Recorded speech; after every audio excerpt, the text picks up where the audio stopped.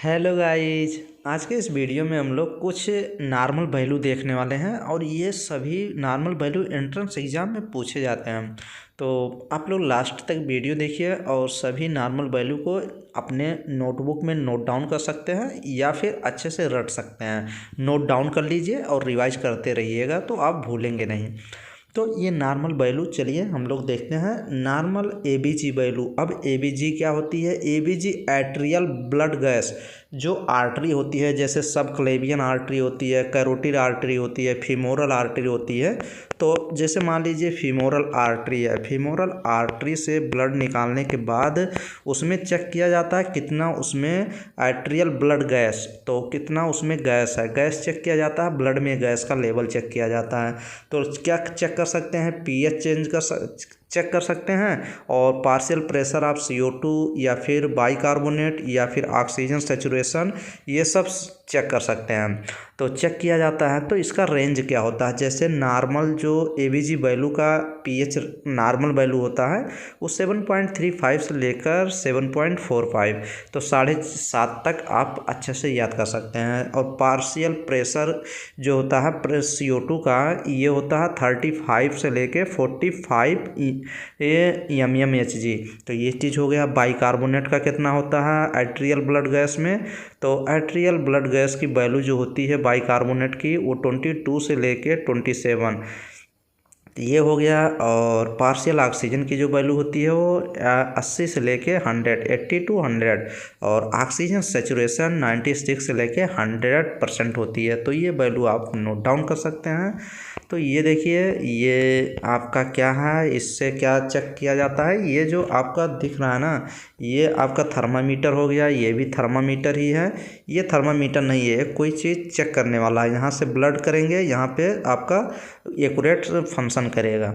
तो ये चीज़ हो गया। और ये आपका क्या है? ये नॉर्मल टेम्परेचर बॉडी का टेम्परेचर इससे नापते हैं। और ये जो है ये ग्लूकोमीटर है, इससे इस पे ब्लड रखते हैं और यहाँ पे पिन, ये पिन अलग से लगती है, तो इसमें लगने के बाद इसमें ग्लूकोज का लेवल बताएगा। तो ये चीज़ हो जाएगा। नेक्स्ट चलिए ये देखिए, ये आपका क्या हो गया?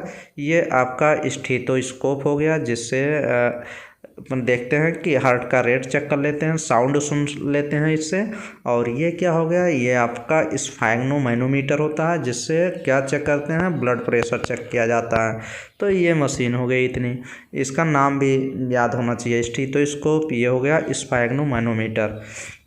नेक्स्ट ये इम्पॉर्टेंट है, ये स्लाइड आप अच्छे से नोट डाउन कर लीजिएगा या स्क्रीनशॉट भी लीजिए और नोट डाउन भी करिए, दोनों रिवाइज जरूर करिए।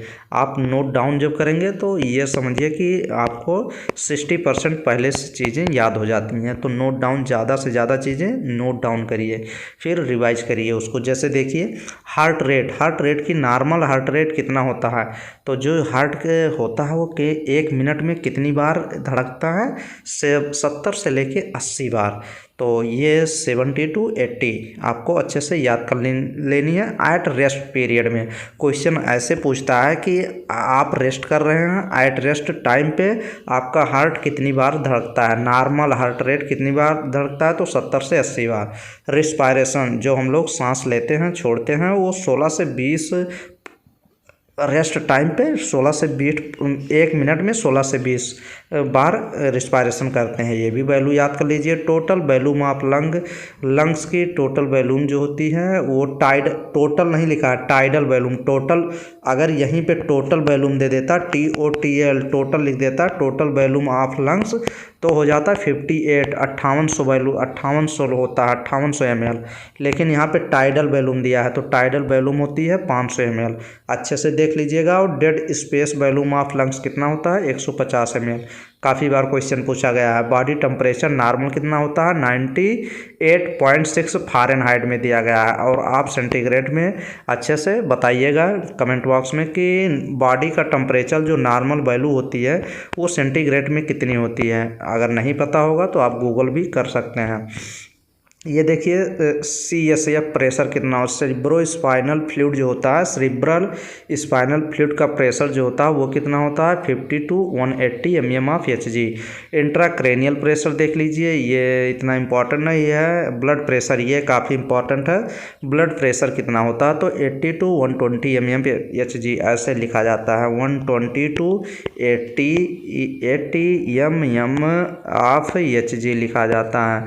तो 180 ये 120 जो है ये क्या होता है, ये सिस्टोलिक होता है, SYSTOLIC सिस्टोलिक वैल्यू होती है। और ये जो होती है 80 ये डायसिस्टोलिक वैल्यू होती है, डायस्टोलिक वैल्यू होती है। तो ये आप लोग अच्छे से जान लीजिए। ये देख लीजिए यूरिन स्पेसिफिक ग्रेविटी कितनी होती है 1.003 से लेके 1.030 होती है। ये भी इम्पॉर्टेंट है। Blood pressure, urine specific gravity, heart rate, respiration, tidal volume, dead space, total lungs capacity, ये सभी इम्पॉर्टेंट थे। नेक्स्ट ये देख लीजिए, ये भी इम्पॉर्टेंट है। ब्लड वैल्यू, ब्लड वैल्यू कितना ब्लड होता है मेल्स में और कितना फीमेल्स में। तो मेल्स में 79 ml होता है, ये एकदम अच्छे से जान लीजिएगा। 79 ml पर kg बॉडी वेट, जितना बॉडी का मान लीजिए 60 kg के आप हैं या हम हैं, तो पर केजी 79 ml, 1 किलो वेट में कितना 79 ml ब्लड रहेगा। तो ये पर केजी की बात कर रहा है। तो फीमेल्स में 69 और मेल में 79, अच्छे से जान लीजिएगा। मेल्स में अधिक ब्लड होता है इस हिसाब से। नेक्स्ट ये भी काफ़ी इंपॉर्टेंट है, ब्लड एसिड बेस। क्वेश्चन काफ़ी बार पूछा जाता है कि ब्लड का पीएच कितना होता है, तो 7.35 to 7.45। तो डायरेक्ट आप लोग 7.5 7.5 पीएच आप याद कर सकते हैं कि ब्लड की वैल्यू 7.5 मत याद करिए, 7.4 देता है, ज़्यादातर यही वैल्यू देता है 7.4। तो अच्छे से देख लीजिए। पार्शियल CO2 कितना होता है 35 to 50 mmHg, ये भी इम्पॉर्टेंट है। ऑक्सीजन सेचुरेशन देख लीजिए, ऑक्सीजन सेचुरेशन जो आर्टरी होती है उसमें 96 से लेके 100% होती है। यही तो ऑक्सीमीटर, जो पल्स ऑक्सीमीटर होता है, यही तो काउंट करता है। आर्ट्रियल ब्लड, आर्ट्रिया के ब्लड में जितना ऑक्सीजन सेचुरेशन अधिक रहता है, क्योंकि आर्ट्रिया में शुद्ध ब्लड बहता है ना, इसलिए ऑक्सीजन का लेवल जो होता है वो अधिक होता है। और वेनस, जो वेनस होती है, वेन्स जो होती हैं शरीर में, उसमें तो ऑक्सीजन, उसमें तो जो ब्लड बहता है उसमें ऑक्सीजन की मात्रा कम होती है, इसीलिए इसमें देखिए ऑक्सीजन सेचुरेशन कम है और आर्ट्रिया में अधिक है। इसी हिसाब से इसमें भी है, ऐसे देख लीजिए।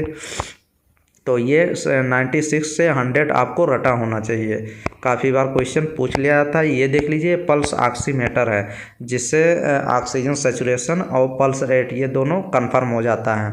इसी से इसमें उंगली में लगाते हैं, ये चाहे जिस उंगली में लगा के अच्छे से चेक कर सकते हैं, कुछ ही सेकंड में ये आपकी वैल्यू दे देता है। ये देखिए ये भी इम्पॉर्टेंट है कि chemical constituent of blood, blood में क्या क्या होता है, केमिकल कॉन्स्टिट्यूएंट क्या क्या होते हैं। तो ये चीज़ देखिए, ब्लड शुगर फास्टिंग के समय, फास्टिंग मतलब जब आप कुछ खाना ना खाए हों, तब जब ब्लड शुगर चेक किया जाता है, तो यह जहाँ पे चेक होता है पैथोलॉजी पे, वहाँ पे वो बोलते हैं कि आप ब्लड शुगर चेक कराइए बिना खाना खाए, फिर खाना खाने के बाद। तो 2 तरीके से ब्लड शुगर होता है, क्योंकि जब आप कोई भी फूड ले लेते हैं शरीर में, तो आपका ग्लूकोज का लेवल जो होता है वो बढ़ जाता है, ऑटोमेटिक बढ़ जाएगा कुछ भी खाना खाएंगे। और अगर नहीं खाए रहेंगे तो ब्लड का शुगर कम रहेगा, तो इस हिसाब से बोला जाता है। जैसे देखिए ब्लड शुगर फास्टिंग के समय कितना होता है 70 से लेके 100 मिलीग्राम होता है। तो ये वैल्यू आपको रटी होनी चाहिए। और ब्लड शुगर PP मतलब पोस्ट ट्रेडल, मतलब पोस्टल के मतलब ये PP का मतलब होता है, ये होता है खाना खाने के बाद, आफ्टर मील, भोजन करने के बाद, या रैंडम 90 से लेके 140 तक वैल्यू होनी चाहिए। और ब्लड में यूरिया कितना होना चाहिए, ब्लड यूरिया 15 से 45, 15 to 45 मिलीग्राम होना चाहिए। ब्लड यूरिया नाइट्रोजन, जिसको BUN से भी डिनोट किया जाता है काफ़ी बार, तो ब्लड यूरिया नाइट्रोजन की वैल्यू जो होती है 7 से लेके 21 मिलीग्राम होती है। ये वैल्यू हो गया। नेक्स्ट हम लोग हार्ट रेट तो ये तो देख लिए हैं, ये रिस्पायरेशन भी देख लिए हैं 16 से 20 और हार्ट रेट 70 से 80 देख लिए हैं। टोटल प्रोटीन कितना होता है ब्लड में, तो ब्लड में टोटल प्रोटीन होती है 6.3 से लेके 8 ग्राम होती है। तो ये वैल्यू आप लोग को याद कर लेनी है। नेक्स्ट हम लोग देखेंगे हीमोग्राम, ये भी इम्पॉर्टेंट होता है। ये देखिए टोटल इरिथ्रोसाइट, इरिथ्रोसाइट का मीन्स होता है RBC red blood cells. Red blood cells जो होती है 4.1 से लेके 5.5 मिलियन में होती है। ये देख लीजिएगा अच्छे से, मिलियन में होती है, 4.1 से 4.55 मिलियन पर क्यूबिक एमएम ये हो गया। और हीमोग्लोबिन की वैल्यू भी पूछी जाती है कि मेल में कितना होता है, तो 14 से लेके 16.5 14.5 से लेके 16.5 तक होती है। ये वैल्यू अच्छे से देख लीजिए। और फीमेल में कम होती है, 12 से लेके 14.5 होती है, 14.5 होती है। तो ये वैल्यू अच्छे से देख लीजिएगा। और अगर आप बात करेंगे पैक्ड सेल वॉल्यूम पीसीबी की, तो 35 से लेके 50%। टीएलसी की वैल्यू देख लीजिए, टोटल ल्यूकोसाइट काउंट की डब्ल्यूबीसी की, तो 4000 से 11000 ये वैल्यू आप अच्छे से याद कर लीजिएगा। डब्ल्यूबीसी की कितनी वैल्यू होती है, और जो डब्ल्यूबीसी के सेल होते हैं डिफ्रेंशिएट कर दिए जाते हैं अलग अलग में, जैसे न्यूट्रोफिल्स, इस्नोफिल, लिम्फोसाइट, मोनोसाइट, ये सब वैल्यू दिया गया है। ये भी काफ़ी बार पूछा जाता है कि जो डब्ल्यूबीसी में न्यूट्रोफिल्स होती हैं वो कितने % होती हैं, तो 60 से 70% होती हैं। ये अच्छे से देख लीजिएगा। और ये भी इम्पॉर्टेंट है, लास्ट वाला 6 नंबर देखिए, काफ़ी बार क्वेश्चन पूछा गया है कि प्लेटलेट्स काउंट कितने होते हैं। मान लीजिए डेंगू, किसी को डेंगू जब हो जाता है ना, डेंगू पेशेंट जब मच्छर काटने पे, एक एडीज एजिप्टी मच्छर होती है, तो अगर ये देख लीजिए कौन से मच्छर से फैलता है, एडीज एजिप्टी, AEGYPTI, जो डेंगू होता है, डेंगू डिजीज़ यही फैलाता है। डेंगू जो एडीज एजिप्टी है, ये क्या होता है, वेक्टर होता है। तो इसमें प्लेटलेट्स काउंट काफ़ी डाउन कर जाता है, जिससे ब्लीडिंग भी होने लगती है। क्योंकि जब प्लेटलेट्स काउंट ज़्यादा डाउन कर जाता है ना, तो क्या जो क्लॉट बनता है वो क्लॉट बन नहीं पाता है, क्लॉटिंग हो नहीं पाती, वो ब्लीडिंग, इंटरनल ब्लीडिंग होने लगती है, तो प्रॉब्लम होने लगती है। तो प्लेटलेट काउंट कितने होते हैं ये देखिए, 1,50,000 से लेके 4 लाख तक। ये देखिए इकाई, दहाई, सैकड़ा, हज़ार, 10,000, लाख, 4 लाख, और ये 1.5 लाख से 4 लाख तक प्लेटलेट्स होनी चाहिए। बट डेंगू में तो 60,000, 50,000, 30,000, 40,000 तक प्लेटलेट्स आ जाती हैं। कभी कभी तो 10,000 तक प्लेटलेट्स आ जाती हैं। किसमें, डेंगू में। जब डेंगू हो जाता है, ख़तरनाक होता है, और उसको चेक में 3-4 चेकअप होते हैं अलग अलग टाइम पे, कभी 10 दिन पे, कभी 20 दिन पे, तो ऐसे होते हैं। ब्लड वैल्यू ये सब हो गया है, तो इतना ही था। और नेक्स्ट में हम लोग और कुछ नॉर्मल वैल्यू देख लेंगे वीडियो में। और आप लोग जितनी भी वीडियो चैनल पे पड़ी हुई है, अभी आप लोग रिवाइज अच्छे से करते रहिए। जैसे ही नर्सिंग, पैरामेडिकल, फार्मेसी कहीं के भी, या KGMU हो गया, या GSBM कानपुर, या फिर CP नेट SEPA इटावा, जैसे ही कोई एप्लीकेशन फॉर्म आएंगे आप लोग को सूचित किया जाएगा। तो अभी आप लोग क्या करिए, जितनी भी वीडियो है, वीडियो को 100% सभी रिवाइज करते रहिए अच्छे से। फिर देखिए फिजिक्स, केमिस्ट्री, बायोलॉजी की मेरी चैनल पे लगभग 760 वीडियो है। तो अभी आप लोग रिवाइज सभी वीडियो करते रहिए, या वो फिजिक्स हो या केमिस्ट्री या बायोलॉजी, प्लेलिस्ट वाइज वीडियो को रिवाइज करें। और जितने भी student common entrance test, CET, BSc nursing के लिए फॉर्म अप्लाई किए हैं, तो अभी एडमिट कार्ड का कोई न्यूज़ नहीं है। तो अभी आप लोग पढ़ाई करते रहिए, ये मत देखिए कि एडमिट कार्ड कब आएगा। जितना बार टाइम मिले उसको 100% यूटिलाइज करिए पढ़ाई में, क्योंकि कंपटीशन अच्छा है, तो पढ़ाई करते रहिए। और अभी जैसे ही फॉर्म कहीं के आएंगे तो सूचित किया जाएगा। बट अभी आप लोग जितनी भी वीडियो हैं कंप्लीट उसको रिवाइज करते रहिए, डेली के डेली। हाँ, काफ़ी वीडियो देखिए, जैसे कि फॉर्म आए तो फिर हाँ, जो करंट की मैं वीडियो कराऊंगा वो अच्छे से आप देख पाएँ। अभी भी मेरा एग्ज़ाम है 13 से लेके, फाइनल एग्ज़ाम है 13 से लेके 19 नवंबर तक, तो इसके बाद तो एकदम ज़ोरदार चलेगा।